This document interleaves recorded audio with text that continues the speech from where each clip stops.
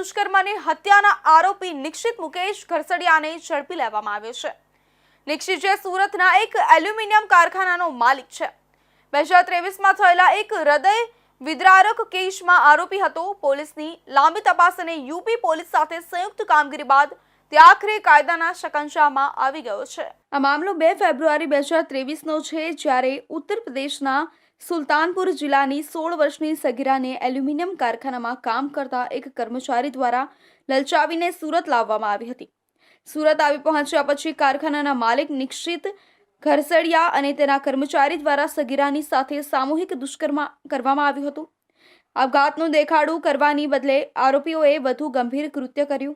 દુષ્કર્મ બાદ સગીરાને જીવતી સળગાવી દેવામાં આવી હતી। તેના પર પેટ્રોલ છાંટી દયાદ્રહી રીતે આગ લગાવવામાં આવી હતી। ગંભીર રીતે દાઝી ગયેલી સગીરાએ સારવાર દરમિયાન દમ તોડ્યો હતો। સગીરાના મૃત્યુ બાદ યુપીના સુલતાનપુરમાં આરોપી નિક્ષિત ઘરસડિયા અને તેના એક સાગરીત સામે ગુનો દાખલ થયો હતો।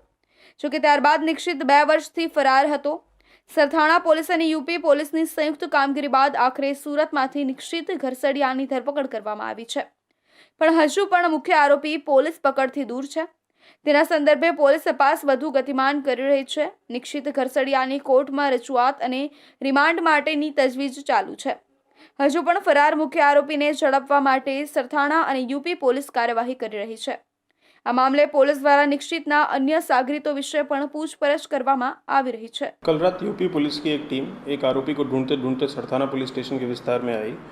ये क्राइम नंबर 35/2023 कोतवाली जयसिंहपुर सुल्तानपुर का आरोपी है और इसके ऊपर जो आरोप है, इसने ऐसा किया है कि यूपी की एक नाबालिग छोकरी का अपहरण किया और अपहरण करके ये सूरत में लाके इसने कुछ लोगों के साथ मिलके इसका गैंगरेप किया और गैंगरेप करने के बाद इसने उस लड़की के ऊपर पेट्रोल डाल के आग लगा दी और उसके बाद उसको वापस उत्तर प्रदेश लेके गया और वहाँ पे इस महिला ने डाइंग डिक्लेरेशन में ये बोला है कि ऐसा ऐसा घटना इसके साथ हुआ है।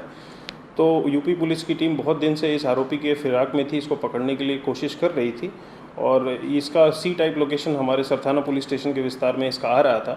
तो कल रात मामले की गंभीरता को समझते हुए सरथाना पीआई एमबी जाला और फ्रेंड ऑफ पुलिस एफओपी और लोकल डी स्टाफ और भी होमगार्ड्स ने मिलकर कंबाइंड एफर्ट लगा के एक टीम बनाई और इस आरोपी को दर्द दबोचा।